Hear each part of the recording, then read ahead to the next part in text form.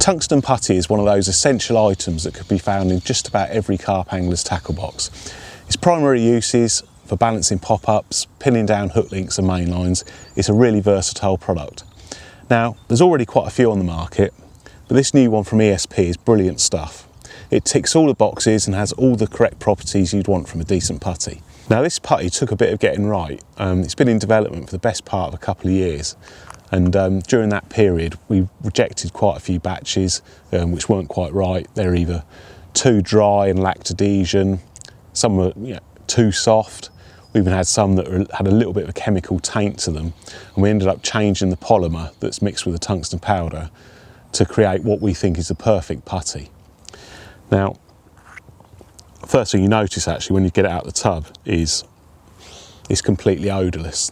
There are some on the market that, to me, smell a little bit like diesel, which you don't really want anywhere near your hook bait. This stuff's, doesn't smell of anything. Now, its density is perfect, I think. It's got the optimum amount of tungsten in it, so that when you're balancing pop-ups, you can get just the right amount on around the swivel or the knot, and so you mould it into the perfect little blob. As you can see, it's got excellent elasticity. So it's not crumbly in any way, and that also helps to create the very good adhesion, so that when you mould it around the swivel or the hook link, it sticks very well indeed and doesn't come off when you're winding in or on the cast. And if anything, it hardens up slightly in water, so it just grips even better. So now I'll show you how I mould it around a swivel. I'll just take a small piece off, typically about that size, probably about the size of an AA shot, something like that. And then I'm just going to mould it around a swivel on a typical hinge stiff rig. So I've got the section of stiff bristle filament to the Unilink swivel, and a section of coated braid. So I just basically just stretch it out a little bit, make it nice and pliable, and then flatten it out between my fingers and just close it around the eye of the swivel, and then just fold it round.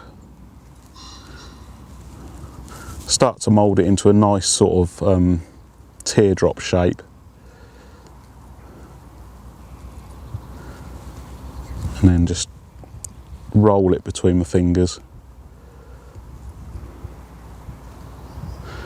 You can get this shape absolutely sort of perfect and streamlined and everything, so it really looks the part. That's probably about the optimum piece I'd use to anchor down a really buoyant pop-up, like a sort of 16mm corkball pop-up containing a 12mm corkball. What I also tend to do is, using a pair of scissors, just trim tiny little segments of the putty off and then balance the rig in the edge, in the margins, until it's just settling nice and slowly on the bottom. So taking a bit of care with the scissors so you're not going to damage the bristle filament or anything. You can just trim little bits off,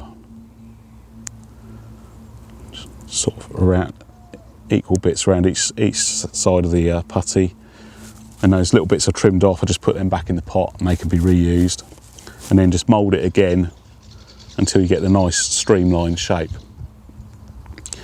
So that's the swivel. I also like to put a little bit on the hook link as well, just so you're 100% sure it's pinned down on the lake bed. You don't want it looped up or anything. Most of these coated braids do sink very well, but just in case it's looped up or over a piece of weed or something like that, it just helps it to sink down. So about halfway along the hook link, just take off a smaller piece, wrap it round the same way as I've done on the swivel, and then just roll it between the fingers so it becomes a nice streamlined section along the hook link, and then that will just pin the hook link down, no problem at all. So that's two of the main functions of tungsten putty. As you can see, it comes in a lovely little clear plastic pot with a screw lid, nice and small, so it fits perfectly inside your tackle box. Also, what I like to do is combine different putties to create a camouflage effect. Here I've combined the brown and green to create a swirly camo effect that looks really nice. So there you go. This putty has optimum density, It's odourless, has great elasticity and adhesion, and is available in 3 colours. It's a brilliant tungsten putty.